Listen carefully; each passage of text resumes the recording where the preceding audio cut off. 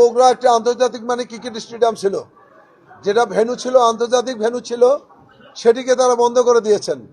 বগুড়া অনেক চলমান, আমি বগুড়া পৌরসভার মেয়র ছিলাম, বগুড়ার অনেক চলমান প্রজেক্ট বগুড়া বন্ধ করে দিয়ে অন্য জেলায় নিয়ে গেছেন এবং বগুড়ার তো কোনো উন্নয়ন করেননি, বরং বগুড়ার অনেক কাজ বন্ধ করে দিয়েছেন।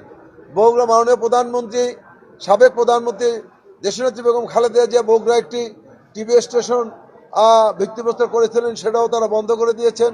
বগুড়া বিমানবন্দর সেটি বন্ধ আছে। বগুড়া সিটি কর্পোরেশন, বাংলাদেশের মধ্যে সর্ববৃহৎ পৌরসভা বগুড়া পৌরসভা, প্রায় 10 লক্ষ মানুষ সেখানে বসবাস করেন। আজকে সেখানে সেই পৌরসভা অন্য পৌরসভার যে সুযোগ সুবিধা সেটাই বরং আরো আমরা কম পাই। এছাড়া আমাদের বগুড়া হলো শিক্ষা নগরী, উত্তরাঞ্চলের গেটওয়ে বগুড়া, এবং বগুড়া হলো ভৌগোলিক অবস্থার কারণে অত্যন্ত গুরুত্বপূর্ণ জেলা। সেখানে শিক্ষা নগরী হওয়া সত্ত্বেও আমাদের ওখানে কোনো বিশ্ববিদ্যালয় নেই।